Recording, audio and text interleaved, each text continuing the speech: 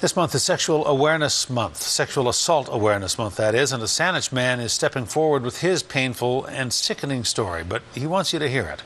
He was abused by his uncle hundreds of times, starting when he was just 8 years old. He grew into a troubled adult who often turned to alcohol to cope, but he finally got help. And now, as CTV's Andrew Johnson shows us, he has the life that he thought he never deserved. There's a smile. Yeah. Morgan is a happy, healthy 5-month-old. She even sleeps through the night. Her dad was sure he would never see this day. For a long time, he was scared to even be around kids. If somebody saw me talking to a child and they knew what had happened to me, they'd think I was going to do it to that child. So I just try to stay away from the child. What happened to Brad?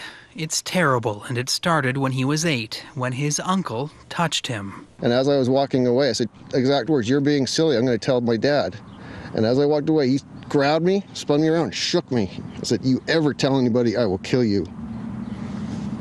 And you say that to an 8-year-old, it sticks. And so it began, 6 years of sexual abuse, often on long weekends. The days were great, the nights were hell. He used to take us to the States on trips. Parents not knowing, saying, "Oh, nice guy," and taking our kids out of his own goodness of his heart, which wasn't true. It kept happening until Brad was 14, and by then the damage was done. I hated myself. I loathed myself.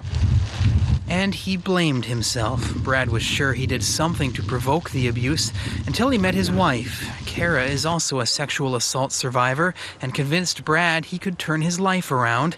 Then he discovered Victoria's Men's Trauma Center. He struggled with a lot of shame and guilt about what had happened to him. Brad thought he was supposed to suck it up, but what he really needed was help. A child is so easy to manipulate that the child is never responsible for what happens to him, and neither is he responsible for all the problems that ensue. In 2009, he also took on his uncle. 3 years he got for all this. It doesn't seem like much, but at least it's something, and he's stopped doing this to other children now. Brad has let himself off the hook.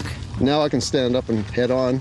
Don't have to look over my shoulder of who knows. It just doesn't matter. Instead, he's looking at his baby girl and a future free from the past. Andrew Johnson, CTV News, SAANICH.